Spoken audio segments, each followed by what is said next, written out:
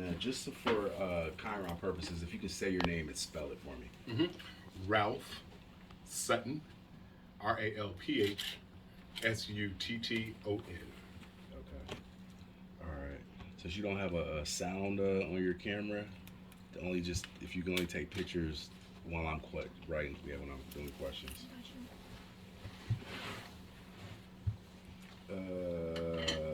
Okay.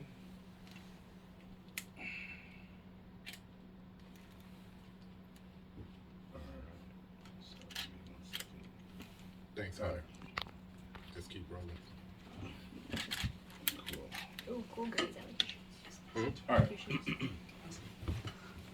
All right. So you already slated. So let's. You already did your name. So now, Mr. Sutton, how would you describe how would you describe Mr. Norman Connor's sound? You know, one of the fun things about doing recording sessions with Norman is Norman's like a good team captain / coach.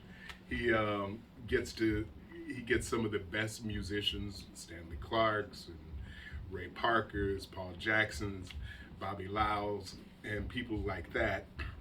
He gives them his original idea, and then he lets them take it to their creative next level. And with the vocalists like Phyllis Hyman or Gene Carn, something similar. They have the lyric, they go over the song, and then he lets them do their interpretation based upon their natural, well-practiced gift. Tell me about his obviously when his superpower as it comes to the music industry is him finding and curating vocalists and finding talent. Talk about that and his ability to do that over so many decades. It is one of the most phenomenal things. We all hear great singers. There's a great singer. You know, there's the old saying in the music business, any given Sunday you could go find a great singer. But Norman somehow or another has been able to discover people who are so unique and so special, like a Phyllis Hyman or Gene Carn or Etta Aretha or Spencer Harrison. And that in itself makes us all happy. You know, when you listen to Phyllis Hyman, it's harder to even describe how her voice makes all of us feel. Or Gene Carn, how their voices impact us musically. You know, there's something about the human voice. With all the instruments that are in the spectrum, the human voice is the only one that you actually have to be born with. You can learn any other instruments, but you have to actually be born with the vocal chord structure to where it's attractive to all of us. That's great. Now take me back to when and how you first met Mr. Norman Connors. I met Norman in the 80s, and we were doing, can't remember exactly what record we were doing.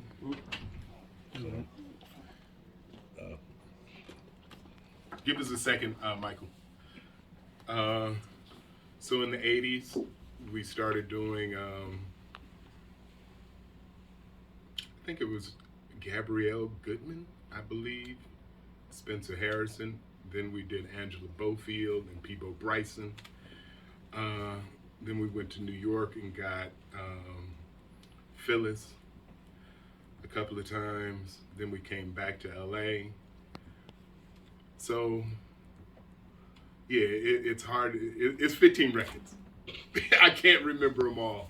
Okay, no, well that's good. But I'm going to I want to ask you specifically about some of those records. Obviously, you as the engineer on those. Now, first, let's start with you mentioned Spencer Haywood. I'm Your Melody. Yes. Tell me about that record and why was his voice so unique? Well, you know, very few people are able to have such a tenor / baritone voice to where it's so smooth and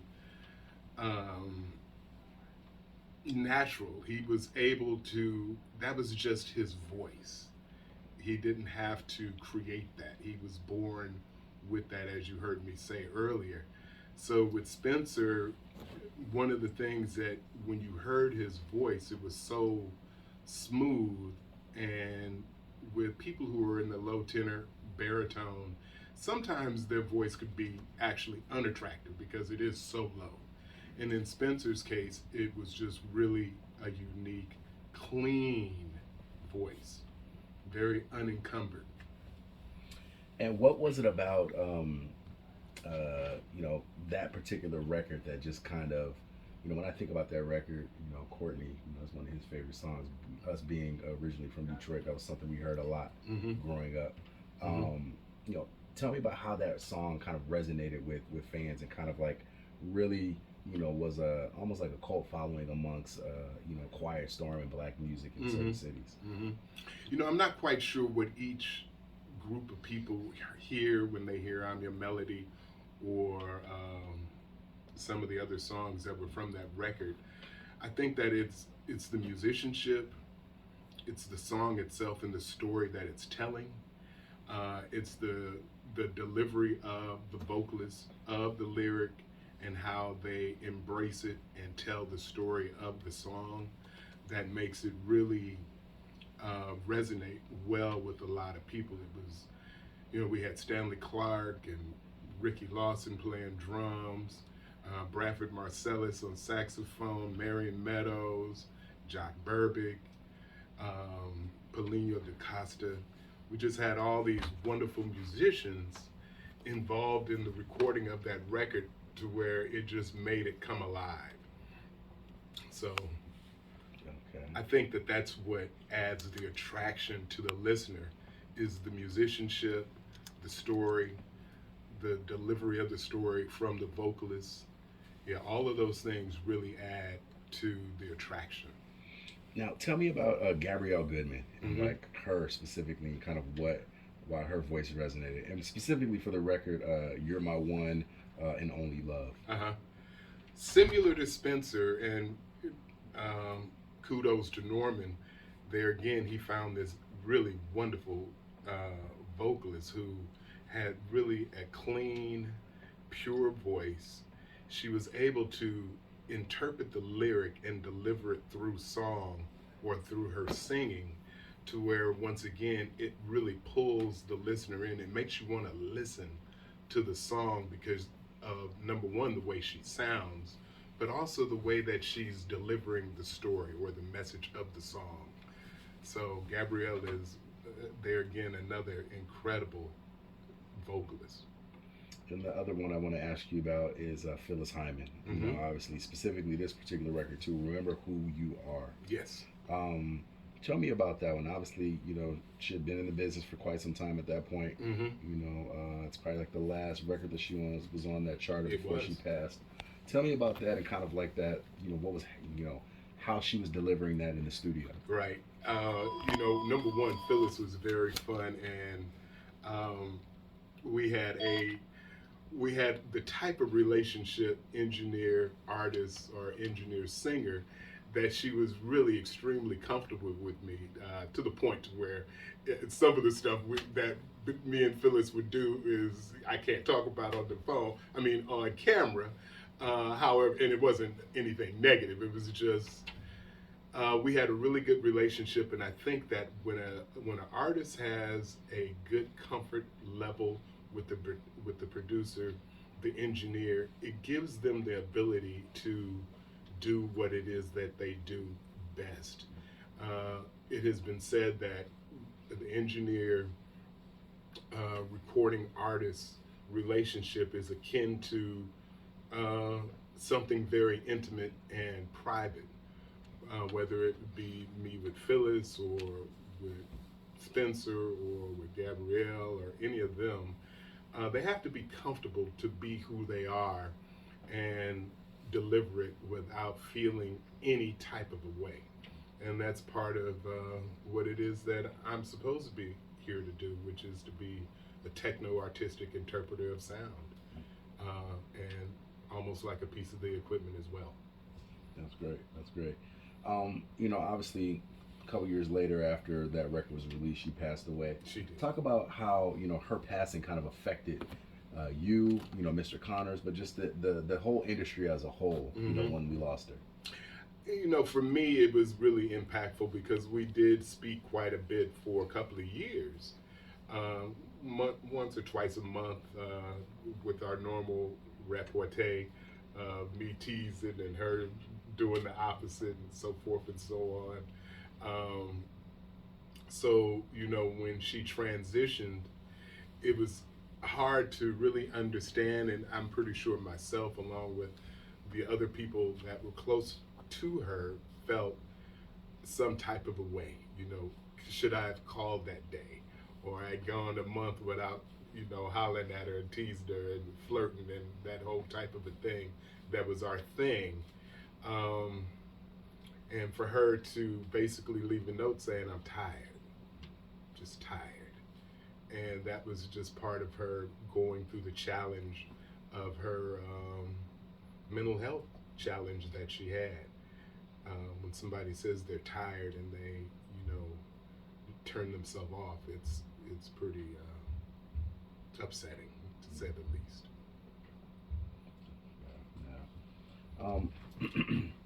I want to ask you about, you know, obviously you've been in this music industry for quite some time. Tell me about, you know, Mr. Connor's longevity and the fact that he's been able to continue to move within the industry for so many decades, and even today, you know, still in the still very active in the music scene as we are here at Clear Lake, you know, as you guys get ready to get into a session.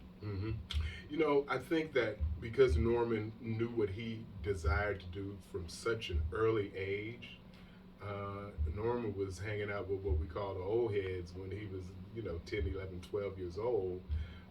His desire was to be a drummer slash percussionist, and some of the old heads would let him hang out, and he would go down the street when he was growing up in Philly and hang out with the jazz cats. And I think that was part of the catalyst that made him continue to have longevity, along with, you know, it's been said that when a person has a goal and they stick to it, it's kind of like a ship with a rudder. You know, you can go anywhere as long as you keep your eye on what it is that you're going for, opposed to a ship without a rudder. They're lucky if they even get out of the harbor, and if they do, they're going to, you know, end up crashing on the rocks somewhere. Norman always knew what it was that he wanted to do, and that was to, one, be a great musician, and two, discover talent and bring him to all of us to hear. That's good. I want a couple more questions for you. I want to ask you about Mr. Connor's unique style. Tell me about his style. He told me when we were in Philly, he's like, I gotta have my scarf, and he pulled out a bag of 50 scarves. Tell me about this style that he has that everyone knows him for. Right. You know, and of course the hat. I think that's just Norman's, that's his thing. You know, and all of us have a comfort zone and a way that we like to feel, whether it be jewelry or crystals or things of that nature. And that's Norman's thing. He's very debonair. He has an eye for a particular style of clothing, and it makes him feel a particular way. And so that's his style, you know, with the scarves and the mohair and cashmere and things of that nature. That's him. That adds to who it is that he is and his creative process. What's the legacy of Norman Connors? Discovery. So you can say the legacy of, if you can repeat my question and answer, the legacy of Norman Connors is the discovery. No, but if you can say the whole thing as a complete thought. Yeah, the legacy of Norman Connors is the discovery of fresh, new talent that had longevity and brought to the world and or the music business a group of people that were rare and unique. And Norman had the ear and the eye and the ability to communicate with them on how he wanted them to present themselves musically. Excellent. That's great. All right, guys, we can cut. You want to get tone while we're here? Or we? Let's get 10, 20 seconds. Okay. We're going to get some room tone and then we'll be good to go.